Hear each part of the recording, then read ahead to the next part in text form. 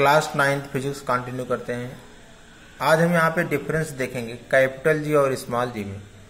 तो यहाँ पे अभी हमने चर्चा किया था पिछले वीडियो में, जो कैपिटल जी है उसको हम यूनिवर्सल ग्रेविटेशन कांस्टेंट के नाम से जानते हैं, जिसकी value 6.67 into 10⁻⁻11 newton metre square by kilogram square होती है। कैपिटल जी की वैल्यू कहीं पर भी चेंज नहीं होती है, लेकिन स्मॉल जी की वैल्यू चेंज होती है, जो कि 9.8 होती है, कभी 9.81, कभी 9.82, कभी 9.80, यानी 0.5 का डिफरेंस रहता है। स्मॉल जी की जो वैल्यू है वो अर्थ के रोटेशन के साथ चेंज होती है और इक्वेटर पर और पोल पर भी चेंज होती है, क्योंकि अर्थ जैसे जैसे रोटेट करती है तो उसका रेडियस भी चेंज होता रहता है। तो रेडियस के चेंज होने से स्मॉल जी की वैल्यू चेंज होती रहती है। तो आज हम यहाँ पे डिफरेंस देखेंगे कैपिटल जी और स्मॉल जी। तो यहाँ पे देखेंगे पहला डिफरेंस है the value of capital G is not zero at the centre of earth, यानी अर्थ के सेंटर पर भी कैपिटल जी का जो मान है वो जीरो नहीं होता है, लेकिन स्मॉल जी की जो वैल्यू है वो सेंटर पर जीरो होती है। दूसरा डिफरेंस है it is a universal constant, ये एक एक्सपेरिमेंटल वैल्यू है। कैपिटल जी की जो वैल्यू है वो एक्सपेरिमेंटल वैल्यू है और ये यूनिवर्सल कांस्टेंट है, लेकिन स्मॉल जी की वैल्यू चेंज होती रहती है place to place, its value changes from place to place. तीसरा डिफरेंस है it is a scalar quantity, capital G आपकी अदिश राशि है और स्मॉल जी आपकी वेक्टर क्वांटिटी है, सदिश राशि है। Scalar quantity those physical quantity which have only magnitude, vector quantity ऐसी फिजिकल क्वांटिटी जिनके पास मैग्नीट्यूड के साथ साथ डायरेक्शन भी होता है। फोर्थ डिफरेंस है इसकी जो एसआई यूनिट है newton metre square by kilogram square है, और स्मॉल जी जो है एक्सेलरेशन ड्यू टू ग्रेविटी है, यानी एक प्रकार का त्वरण ही है, तो एक्सेलरेशन की यूनिट क्या होती है मीटर पर सेकंड स्क्वायर। फिफ्थ डिफरेंस है does not depend on any quantity, capital G का जो मान है वो किसी क्वांटिटी पर डिपेंड नहीं करता है, लेकिन स्मॉल जी का मान अर्थ के मास पर और अर्थ के रेडियस पर डिपेंड करता है। यहाँ पे जो एक्सेलरेशन ड्यू टू ग्रेविटी है हम अर्थ के लिए लिए हैं, अगर आप मून के लिए लेते हैं या किसी प्लैनेट के लिए लेते हैं तो उस प्लैनेट का मास और उस प्लैनेट के रेडियस पर डिपेंड करेगा। अब हम दूसरा टॉपिक पढ़ेंगे equation of motion for freely falling body. कोई ऑब्जेक्ट अगर अपवर्ड और डाउनवर्ड मोशन में है तो उसके लिए क्या इक्वेशन ऑफ मोशन होगा उसकी हम चर्चा करेंगे। यहाँ पे ध्यान देंगे जो ऑब्जेक्ट है आपका वो या तो अपवर्ड मोशन में है या तो डाउनवर्ड मोशन में है। अगर ऑब्जेक्ट आपका अपवर्ड मोशन या डाउनवर्ड मोशन में है तब वहां पे जो एक्सेलरेशन अप्लाई होता है, जो त्वरण अप्लाई होता है वो अर्थ के द्वारा प्रोवाइड किया जाता है, इसीलिए हम इसको एक्सेलरेशन ड्यू टू ग्रेविटी कहते हैं, यानी ग्रेविटी के कारण जो एक्सेलरेशन उस ऑब्जेक्ट पर लग रहा है हम उसकी बात करते हैं। लेकिन अगर कोई ऑब्जेक्ट एक्स एक्सिस में स्ट्रेट लाइन अगर मोशन कर रहा है तब वहां पे हम स्मॉल ए को लिखते हैं। स्मॉल ए आपका आर्टिफिशियल एक्सेलरेशन है जो कि किसी ऑब्जेक्ट के द्वारा प्रोवाइड किया गया है, किसी कार के द्वारा, किसी बाइक के द्वारा, किसी मशीन के द्वारा, किसी मनुष्य के द्वारा जो एक्सटर्नल एक्सेलरेशन है वो आपका स्मॉल ए है। तो यहाँ पे डिफरेंस आप समझेंगे, जो स्मॉल ए है वो एक्सटर्नल एक्सेलरेशन है, आर्टिफिशियल एक्सेलरेशन है, लेकिन जो स्मॉल जी है वो अर्थ के द्वारा उस ऑब्जेक्ट पर अप्लाई किया गया एक्सेलरेशन है। तो यहाँ पे हम सबसे पहले जनरल इक्वेशन देखेंगे मोशन के लिए। तो पहला क्या है आपका equation of motion, v is equal to you plus a t, यानी final velocity is equal to initial velocity plus acceleration into time. ये जो एक्सेलरेशन ए है वो एक्स एक्सिस के लिए है, ये आपका एक्स एक्सिस हो गया या आपका वाई एक्सिस हो गया। अगर एक्स एक्सिस पर आपका ऑब्जेक्ट ट्रेवल कर रहा है तब वहां पे आप स्मॉल ए लेंगे। अगर आपका ऑब्जेक्ट वाई एक्सिस पर है, अपवर्ड या डाउनवर्ड मोशन में है, तब वहां पे आप स्मॉल जी लेंगे। और दूसरा इक्वेशन ऑफ मोशन आपका है एस बराबर U T plus half A T square. तीसरा है V square is equal to U square plus 2as, जहाँ पे एस क्या है डिस्टेंस कवर्ड बाय ऑब्जेक्ट है, यू क्या है इनिशियल वेलोसिटी, टी क्या है टाइम, ए क्या है एक्सेलरेशन। v क्या है फाइनल वेलोसिटी, u क्या है एक्सेलरेशन, 2a न्यूमेरिकल वैल्यू है, स्मॉल a एक्सेलरेशन है और a यस है डिस्टेंस कवर्ड बाय ऑब्जेक्ट। यहाँ पे जो इक्वेशन ऑफ मोशन लिखा गया है तीनों ये जनरल फॉर्म है। यहाँ पे एक्सटर्नल एक्सेलरेशन जब आपका स्मॉल a है तब के लिए आपके इक्वेशन ऑफ मोशन वैलिड है। लेकिन अगर यही आपका स्मॉल g के इन्फ्लुएंस में अगर आपका ऑब्जेक्ट मोशन कर रहा है, स्मॉल g तभी अप्लाई होगा जब आप या तो अपवर्ड मोशन में हो या फिर डाउनवर्ड मोशन में हो। तो यहाँ पे हमने लिया है अर्थ और आप ध्यान दे रहे हैं कि जो स्मॉल g है उसकी डायरेक्शन ऑलवेज डाउनवर्ड होती है, जो ग्रेविटी की डायरेक्शन होती है वो हमेशा अर्थ की तरफ होती है। जो ग्रेविटी होती है वो ऑलवेज अट्रैक्शन की प्रॉपर्टी दिखाती है। यही तो ग्रेविटी है कि जितने भी ऑब्जेक्ट हैं वो अर्थ के द्वारा अट्रैक्ट हो रहे हैं।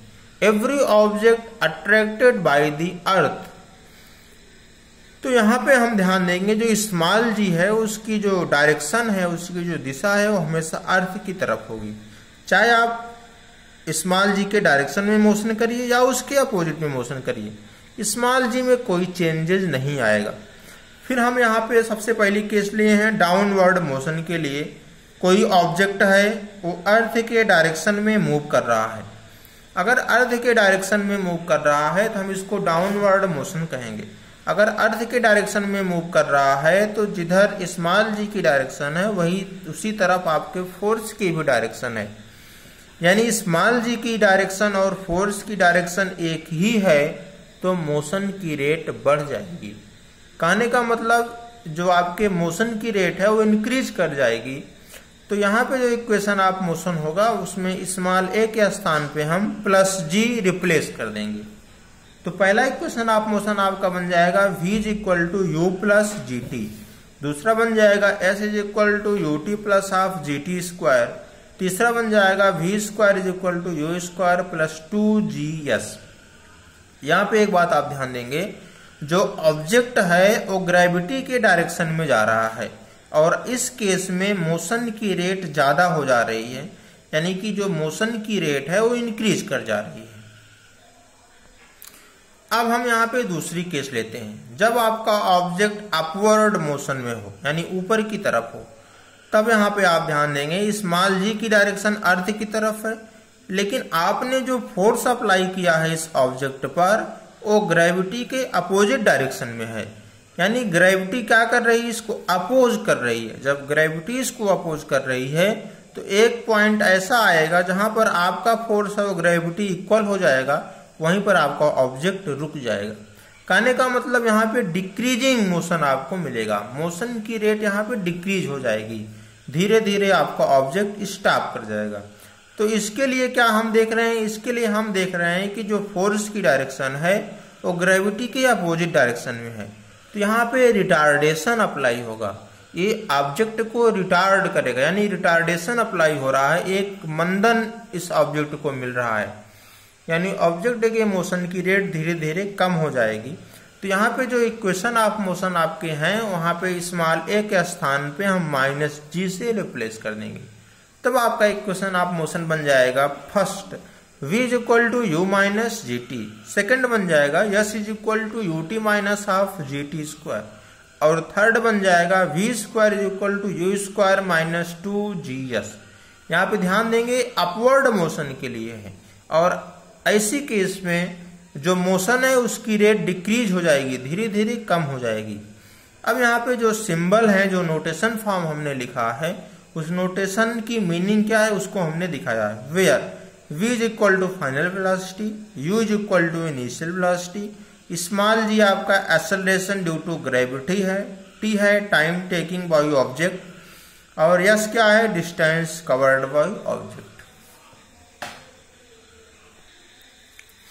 अब यहाँ पे अगला टॉपिक है आपका स्मॉल g में variation, variation of acceleration due to gravity.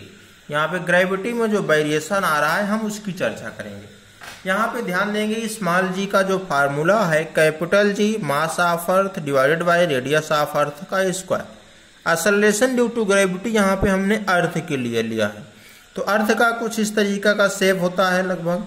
तो यहाँ पे आप ध्यान देंगे जो इक्वेटर है उसकी रेडियस ज्यादा है, जो पोल है उसकी रेडियस कम है, ये आपका सेंटर ओ है। तो अगर आपकी रेडियस इंक्रीज करेगी तो स्मॉल जी क्या होगा, डिक्रीज होगा, क्योंकि इन्वर्सली प्रोपोर्शनल है दोनों में। अगर रेडियस आपकी डिक्रीज कर रही है तो स्मॉल जी इंक्रीज करेगा, और अगर रेडियस इंक्रीज कर रही है तो स्मॉल जी डिक्रीज करेगा। तो आप यहाँ पे ध्यान देंगे, जो इक्वेटर है वहाँ पे रेडियस क्या है, ज़्यादा है। रेडियस ज़्यादा है यानी कि आपका एक्सेलरेशन ड्यू टू ग्रेविटी कम होगा। जो पोल है वहाँ पे रेडियस क्या है, कम है। इसका मतलब यहाँ पे एक्सेलरेशन ड्यू टू ग्रेविटी ज़्यादा होगा। तो इसी के आधार पर हमने कुछ पॉइंट इसमें यहाँ पे ड्रा किए हैं। पहला पॉइंट है, the value of small G is maximum at the poles. Poles पर स्मॉल जी का जो मान है वो ज़्यादा होगा, because the radius at the poles is minimum. Poles पे अगर रेडियस आपकी मिनिमम है तो एक्सेलरेशन ड्यू टू ग्रेविटी वहाँ पे मैक्सिमम होगा। Small G is inversely proportional to 1/RE का स्क्वायर, यानी रेडियस ऑफ अर्थ का स्क्वायर। दूसरा पॉइंट लिए हैं, since the radius of earth is maximum at the equator. Equator पर रेडियस ज़्यादा है, so the value of g is minimum, यानी एक्सेलरेशन ड्यू टू ग्रेविटी यहाँ पे कम से कम होगी। Small g inversely proportional to one by radius of earth का स्क्वायर। थर्ड पॉइंट है, as we go up from the surface of the earth, the distance from the center of the earth increases and hence the value of g decreases। यानी कि आप जैसे ही अर्थ से h height पर ऊपर जा रहे हैं तो रेडियस बढ़ जा रही है, और रेडियस अगर इंक्रीज कर जा रही है तो स्मॉल जी डिक्रीज कर जाएगी। फोर्थ पॉइंट है, the value of G also decreases as we go down inside the earth. अगर आप अर्थ के अंदर जा रहे हैं तब भी वहाँ पे रेडियस बढ़ जाएगी और स्मॉल जी आपका डिक्रीज कर जाएगा। फिफ्थ पॉइंट है, the value of G becomes zero at the centre of the earth. जहाँ पर रेडियस जीरो हो जाएगा तो यहाँ पे स्मॉल जी का मान भी जीरो हो जाएगा। अब एक क्वेश्चन हमने लिया है, the mass of the moon is 7.35 into 10 की power 22 kilogram and its radius is 1.7 into 10 की power 6 metre. Calculate the value of acceleration due to gravity of moon.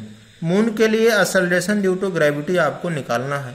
तो एक्सेलरेशन ड्यू टू ग्रेविटी का formula है, small G is equal to capital G mass of moon divided by radius of moon का square.